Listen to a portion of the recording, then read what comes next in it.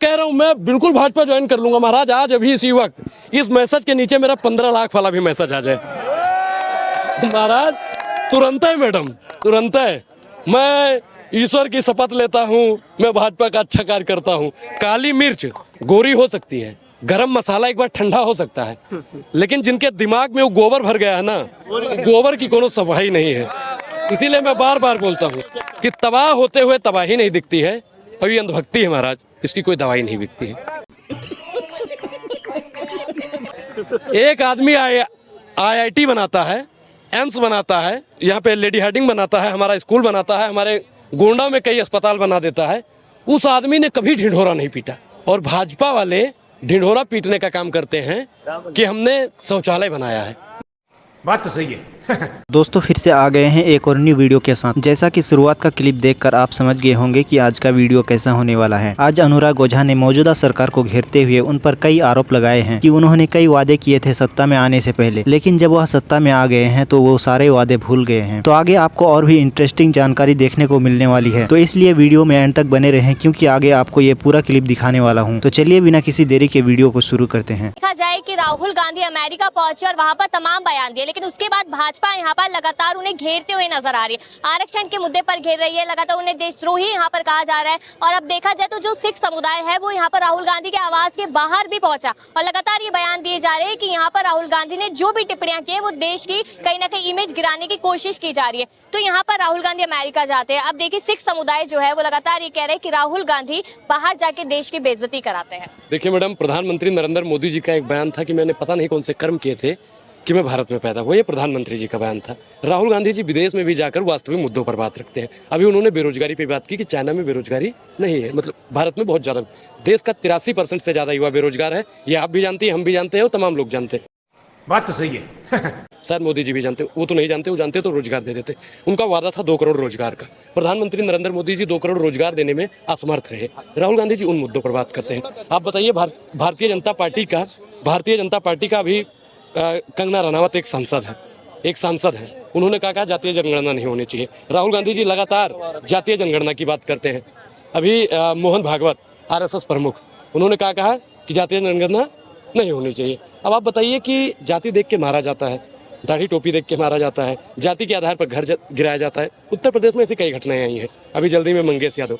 तो आप बताइए कि जाति के आधार पर तो भेदभाव होगा, लेकिन जातीय जनगणना क्यों नहीं होगी? जब तक जातीय जनगणना नहीं होगी तब तक हम लोग लगातार बोलते रहेंगे। मैडम, आपकी जानकारी के लिए बता दें कि अगर प्रधानमंत्री नरेंद्र मोदी जी जातीय जनगणना नहीं करवाते हैं तो देश का अगला प्रधानमंत्री जातीय जनगणना करवाने के लिए बोलते हैं कि दलित समाज को, अगर वो अपने हक अधिकार की बात करता है तो उनको नक्सलवादी बोल दिया जाता है। अगर मुसलमान अपने हक अधिकार की बात करता है तो उनको आतंकवादी बोल दिया जाता है। आखिर मैडम, हम लोग अपने हक अधिकार की बात किससे करें? देश है, देश में लोकतंत्र है, धरना प्रदर्शन विरोध सरकार का या सत्ता किसी का भी करने का अधिकार है, लेकिन आज के समय पर अगर कोई करता है तो उसको प्रताड़ित किया जाता है इतिहास से। और आप बताइए कि प्रधानमंत्री नरेंद्र मोदी जी अगर पढ़े लिखे होते तो वो हमारे कलम पर और किताब पर टैक्स न लगाते। कलम पर 18% की GST और स्टेशनरी पर 12% की GST लगा देने वाला अगर कोई आदमी है तो नरेंद्र मोदी जी। इससे पहले शिक्षा पर टैक्स नहीं हुआ करता था।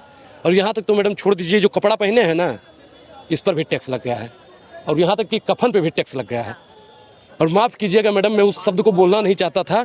मरने के बाद में हमारे कफन पर भी GST लगा देने वाली अगर कोई सरकार है तो ये वर्तमान सरकार है। ये बड़ी अच्छी बात कही आप। तो दोस्तों आपको क्या लगता है, कॉपी कलम और कफन पर टैक्स लगाना सही है या गलत? अपनी राय जरूर बताएं। मैं प्रधानमंत्री नरेंद्र मोदी जी को एक समय पर फॉलो करता था।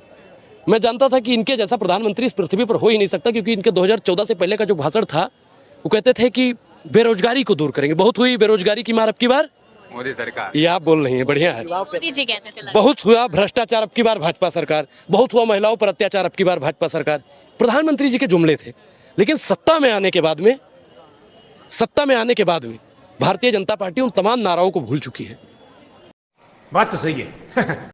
जब जुल्म करेगा सत्ता के गलियारों से चप्पा चप्पा गूंज उठेगा इनकलाब के नारों से। मैडम आप बताइए, आप लोग कुछ मीडिया के बंधु, आप लोग भी हो सकते हैं उसमें, दिखाते हैं कि 18 घंटे काम करते हैं।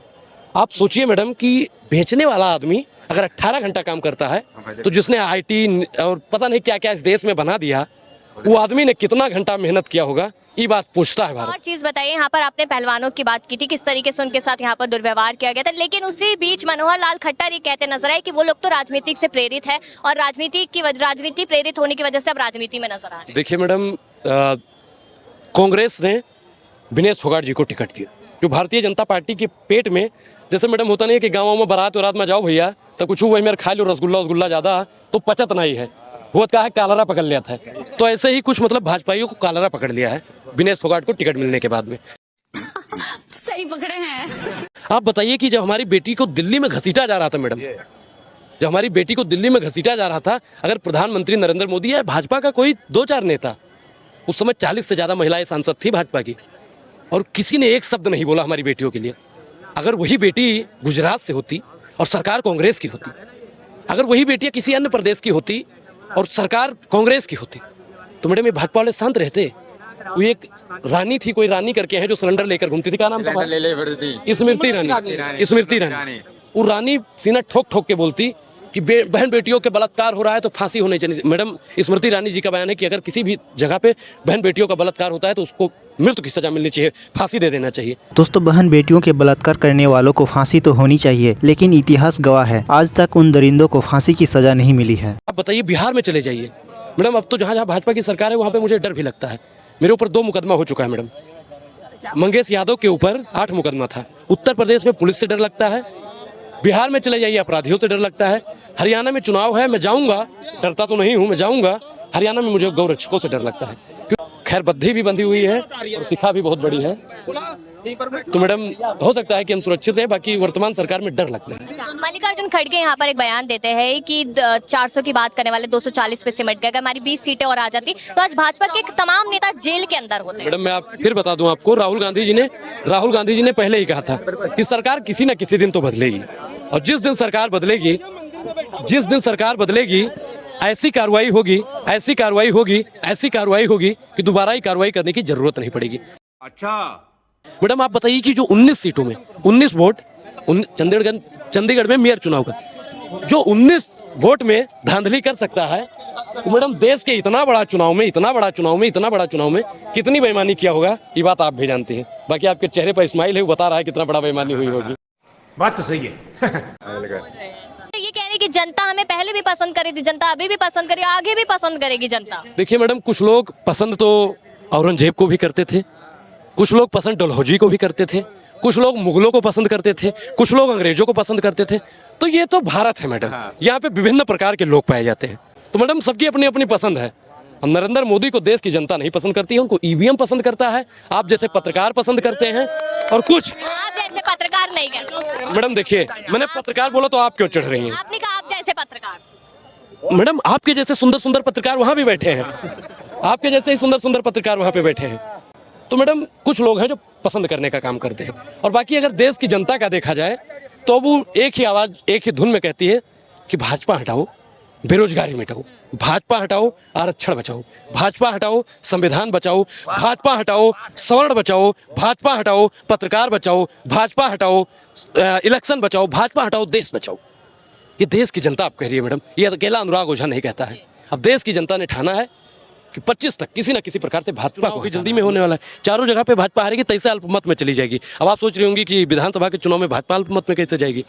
चंद्रबाबू नायडू और नीतीश चाचा वो तो पलटू राम है। अरे बाप रे, ये तो धोती खोल रहा है। तो भाजपा ने जो जो जुमले दिए वो पढ़ने में सुनने में अच्छा लगा। देश की जनता ने कहा कि वाह, ऐसा प्रधानमंत्री आएगा जो सिलेंडर को सस्ता करेगा, डीजल पेट्रोल को सस्ता करेगा, युवाओं को रोजगार देगा। लेकिन मैडम हमको नहीं मालूम था कि अनुराग ओझा को अग्निवीर बना दिया जाएगा। क्या बोला तूने?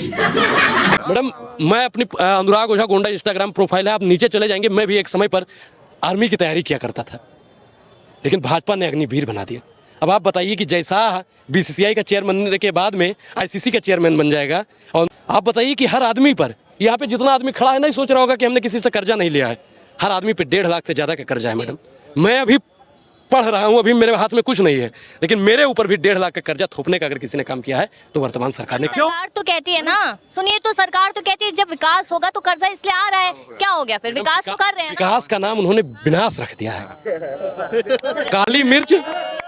काली मिर्च गोरी हो सकती है, गरम मसाला एक बार ठंडा हो सकता है, लेकिन जिनके दिमाग में वो गोबर भर गया है ना, गोबर की कोनो सफाई नहीं है। इसीलिए मैं बार बार बोलता हूँ कि तबाह होते हुए तबाही नहीं दिखती है, और ये अंधभक्ति है महाराज, इसकी कोई दवाई नहीं बिकती है। भाजपा को को सपोर्ट कोई कर रहा है तो वो अंधभक्ति हो गई ऐसा फिर। नहीं बोला है, मैंने ऐसा नहीं बोला है। मैं तो बोलता हूँ कि मैं नितिन गडकरी को सपोर्ट करता हूँ, मैं फॉलो भी करता हूँ उनको। अरे नेता नितिन गडकरी जैसा होना चाहिए जो रोडों का जाल बिछा दे, जहां जहां देखेंगे ना लमतरानी रोड बनी हुई है। और भाजपा का कौन सा विकास हुआ है? मोदी ने कौन सा विकास किया है बताइए? शौचालय बनाने का? नहीं। शौचालय बनाने का?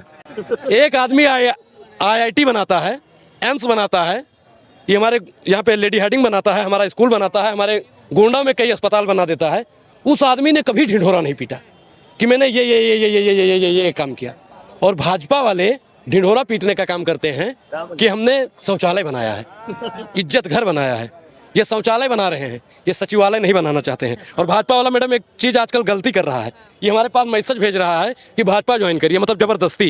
ये आप देखिए, ये आपके पास भी मैसेज आ सकता है कभी भी, तो सावधान रहिए मैडम। बताइए, भाजपा वाले इतना गिर गए हैं कि अब अनुराग ओझा से कह रहे भाजपा ज्वाइन कीजिए। युवाओं को लेना चाहते हैं ना। मैं कह रहा हूँ, मैं बिल्कुल भाजपा ज्वाइन कर लूंगा महाराज, आज अभी इसी वक्त। इस मैसेज के नीचे मेरा 15 लाख वाला भी मैसेज आ जाए महाराज, तुरंत है मैडम, तुरंत है।